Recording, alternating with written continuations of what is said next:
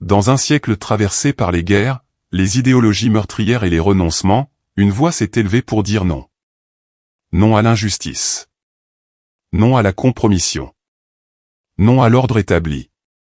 Cette voix, grave et tranchante, c'est celle de Jean-Paul Sartre, philosophe de l'engagement, écrivain de la révolte, et conscience politique d'une époque. Il est né dans une famille bourgeoise, a fréquenté les bancs feutrés des grandes écoles, mais a choisi le tumulte du peuple et le tumulte du doute. Il aurait pu être un professeur discret, il est devenu une icône bruyante. Sartre n'a jamais eu peur de penser contre lui-même, d'évoluer, de heurter. Il a été haï et admiré. Lu dans les cafés de Saint-Germain comme dans les prisons d'Amérique latine. Il a écrit des traités philosophiques ardus et des pièces de théâtre populaires.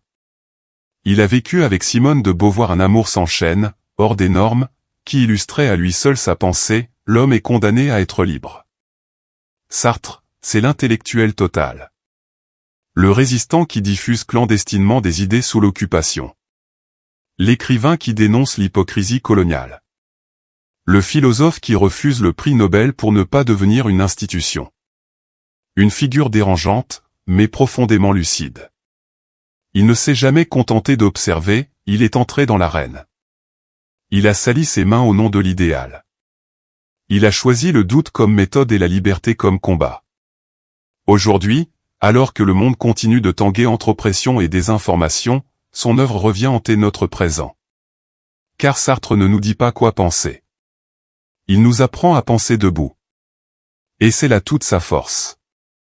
Jean-Paul Sartre voit le jour le 21 juin 1905 à Paris, dans une famille bourgeoise cultivée.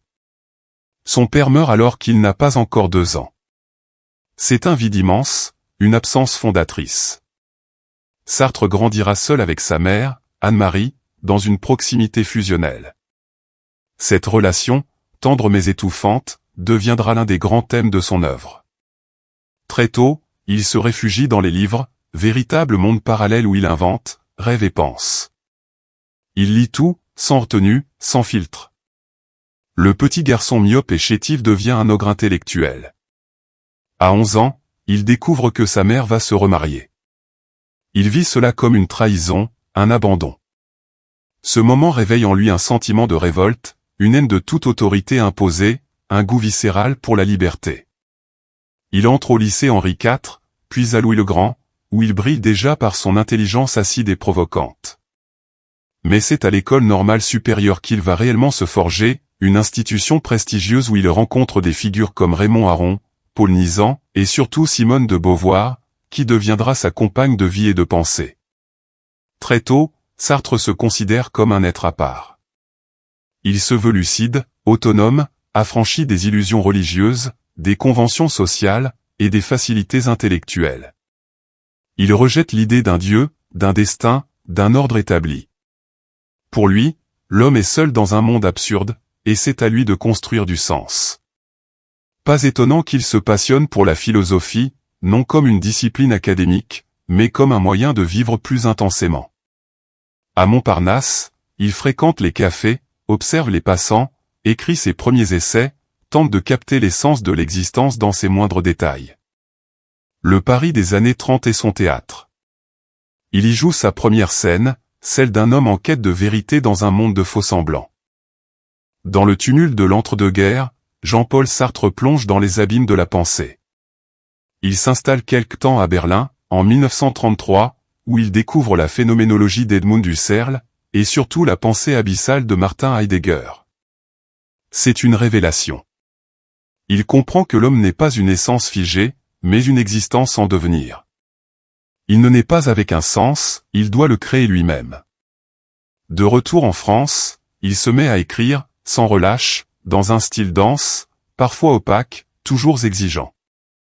Le fruit de cette maturation intellectuelle sera une œuvre monumentale, L'être et le néant, publiée en 1943. Dans ce traité philosophique de plus de 700 pages, Sartre développe sa vision de l'homme comme être pour soi, conscient, libre, mais aussi angoissé. L'angoisse, chez Sartre, n'est pas une faiblesse, c'est la conscience aiguë de notre liberté absolue. Rien ne nous détermine. Pas Dieu, pas la société, pas la biologie. Nous sommes responsables de ce que nous faisons de nous-mêmes. Et cela, pour Sartre, est à la fois une chance et un fardeau. Cette pensée devient rapidement connue sous le nom d'existentialisme. Et même si Sartre refuse les étiquettes, il accepte cette bannière lorsque la guerre éclate et que l'occupation transforme l'Europe en champ de ruines. Car sa philosophie ne se veut pas spéculative, elle est une arme de résistance, un cri de lucidité dans un monde d'absurde. À quoi bon penser, si ce n'est pour agir? À quoi bon la liberté, si ce n'est pour l'assumer jusqu'au bout, même face à l'oppression, même face à la mort? Sartre ne cherche pas à consoler. Il ne promet ni salut ni rédemption. Il invite chacun à se regarder en face, à se construire sans excuse, sans maître, sans illusion. L'homme est ce qu'il fait de ce qu'on a fait de lui, écrit-il. C'est sec, brutal, mais radicalement libérateur. Et c'est cette exigence de vérité qui fera de lui, non seulement un philosophe, mais un penseur d'époque, une voix qui refuse de se taire, mais... Ils s'étaient rencontrés sur les bancs de l'école normale supérieure. Deux esprits brillants, deux volcans d'idées. Sartre et Simone de Beauvoir, ou comment transformer une histoire d'amour en impact philosophique. Ensemble, ils ont réinventé les règles du couple. Pas de mariage, pas de fidélité imposée, pas d'enfant. Ce qu'ils voulaient, c'était la liberté, mais une liberté partagée, exigeante, lucide. Ils s'aimaient passionnément, mais en dehors de toute convention. Ce couple hors norme devient rapidement le cœur battant de l'intelligentsia parisienne. Ils lisent, écrivent, voyagent, observent. Sartre appelle Beauvoir le castor. Elle est sa complice, sa relectrice, sa première critique. Ensemble, ils théorisent l'engagement, le refus des déterminismes, l'égalité entre les sexes.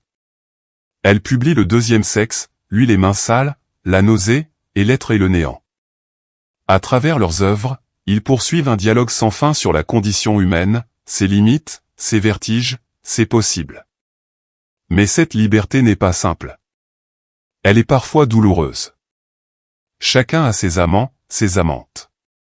Leur histoire est faite d'ombre et de clarté, de complicité intellectuelle mais aussi de tension. Pourtant, jamais ils ne se trahissent. Jusqu'à la mort, ils resteront liés par ce pacte d'absolu. Quand Sartre mourra en 1980, c'est Beauvoir qui écrira la dernière page, La cérémonie des adieux. Leur relation devient une légende, un mythe moderne. On les croise dans les cafés de Saint-Germain-des-Prés, discutant entre deux cigarettes, entourés d'étudiants, de résistants, d'écrivains, d'amants de passage. Ils forment une constellation, un monde à eux seuls. Plus qu'un couple, Sartre et Beauvoir ont été une aventure intellectuelle, une expérience de vie. Ils ont incarné cette idée folle et belle que l'amour peut être un projet de liberté, que penser ensemble est une forme d'intimité plus forte que la possession. Un amour existentiel, radical, intransigeant. Lorsque la Seconde Guerre mondiale éclate, Sartre est mobilisé comme météorologiste dans l'armée. Capturé par les Allemands en 1940, il est interné quelques mois dans un camp de prisonniers, où il commence à écrire des pièces de théâtre pour garder espoir. Libéré sur intervention, il revient à Paris, désormais occupé.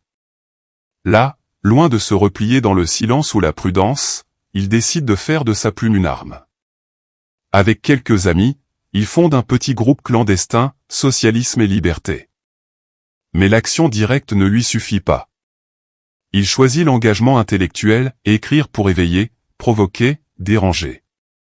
C'est à cette époque qu'il compose ses premières grandes pièces engagées, Les Mouches, 1943, une relecture du mythe d'Oreste en pleine occupation, qui exalte la responsabilité individuelle face à la tyrannie, et surtout Huis clos, 1944, où la fameuse phrase « L'enfer, c'est les autres » résonne comme une gifle. Ces œuvres, jouées sous l'occupation, rencontrent un succès inattendu. Le public parisien y perçoit un souffle de résistance, une dénonciation voilée mais percutante du conformisme, de la lâcheté, de la compromission. En parallèle, Sartre rédige des essais, des articles, des tracts. Il pense, vite et fort. Après la Libération, il fonde Les Temps modernes, une revue qui deviendra la tribune de tous les combats intellectuels du XXe siècle. Il y écrit avec une férocité admirable, dénonçant l'hypocrisie de la bourgeoisie, les silences de l'Église, les compromissions politiques, mais aussi les dérives du communisme soviétique. Pour Sartre, être écrivain, c'est s'engager. Il refuse l'idée d'une littérature pure, détachée du réel. Tout écrivain est en situation dans son époque, dit-il. Chaque parole a des retentissements. Chaque silence aussi. Il fait partie des rares intellectuels à penser la guerre, la colonisation, l'antisémitisme, l'injustice, non pas depuis sa tour d'ivoire, mais au cœur même des contradictions. Il devient ainsi une figure centrale de la vie publique française, craint, admiré, attaqué, mais toujours écouté. Sartre n'écrit pas pour plaire. Il écrit pour secouer. Dans les années d'après-guerre, Jean-Paul Sartre devient une figure incontournable, parfois écrasante, du paysage intellectuel mondial. Il est partout, dans les journaux, sur les estrades, dans les débats politiques, dans les rues en colère. Il incarne une époque en tension, traversée par les luttes de libération, les crises morales, les désillusions idéologiques. Sa voix résonne comme une lame, tranchante, intransigeante. En 1964, l'Académie suédoise lui décerne le prix Nobel de littérature. Il le refuse, catégoriquement. Par principe. Parce qu'il ne veut pas devenir une institution. Parce qu'un écrivain engagé n'a pas besoin d'une médaille officielle pour valider son œuvre. Le geste fait scandale, mais résume Sartre, il préfère l'inconfort de la cohérence au prestige du compromis. Durant les guerres d'Indochine et d'Algérie, il prend des positions radicales. Il soutient les indépendantistes, dénonce la torture, accuse son propre pays. Il est l'un des seuls intellectuels français à publier Les damnés de la terre de Frantz Fanon, avec une préface explosive qui enflamme les esprits, c'est l'homme lui-même qu'il faut inventer une seconde fois. Son engagement anticolonial lui vaut insultes, menaces, tentatives de censure. Mais il persiste. Sartre soutient aussi la révolution cubaine, défend les mouvements noirs américains, s'oppose à la guerre du Vietnam, marche aux côtés des étudiants en mai 1968, et prend la parole aux obsèques de Pierre Auverney, militant maoïste assassiné. Il n'est jamais là où on l'attend. Il n'est ni totalement marxiste, ni libéral, ni anarchiste. Il est sartrien. En perpétuel mouvement, en guerre contre les dogmes, même les siens. Sa rupture avec Albert Camus, autre grande figure morale, déchire le monde littéraire. Camus prône la mesure, Sartre l'absolu. Ils s'aiment, mais ne peuvent plus s'entendre. Cette fracture symbolise le dilemme d'une génération, comment rester juste sans renoncer à l'engagement? Comment être libre sans être complice de l'injustice? Jusqu'à la fin, malgré sa cécité progressive et une santé déclinante, Sartre restera fidèle à sa mission, être une conscience active. Il parlait d'un monde en feu, mais il n'était jamais simple spectateur. Il était dans les flammes. Jean-Paul Sartre n'était pas un prophète, ni un maître à penser. Il n'a jamais cherché à fonder une école, encore moins à dominer un mouvement. Il était un homme libre, profondément humain, profondément faillible. Et c'est peut-être là, dans ses contradictions, ses hésitations, ses virages intellectuels, que réside sa grandeur.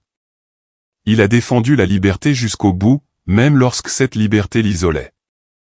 Il a parlé au nom des sans-voix, même lorsqu'il se trompait. Il a assumé les vertiges de l'engagement, sans jamais chercher refuge dans la neutralité. Car pour lui, le silence face à l'injustice est une complicité. Il aurait pu choisir la tranquillité d'un fauteuil d'académicien. Il a préféré les bancs d'usine, les amphis en feu, les rues bruyantes de la révolte. Aujourd'hui, à l'ère des réseaux, des opinions prêtes à consommer, des jugements instantanés, Sartre nous rappelle une vérité essentielle, penser demande du courage. Penser, c'est douter. C'est refuser les évidences. C'est accepter d'être seul. C'est se battre avec les mots, et parfois contre soi-même. Son œuvre est là, dense, rugueuse, indomptable. Ses phrases résonnent encore dans les consciences. L'homme est condamné à être libre. On n'est pas ce qu'on est, on est ce qu'on fait. L'existence précède l'essence. Jean-Paul Sartre n'est pas un monument figé dans le marbre. Il est une étincelle, une tension, Une invitation à ne jamais cesser de chercher, de dénoncer, d'aimer, de choisir. Il n'a pas éteint le feu de l'époque. Il l'a allumé.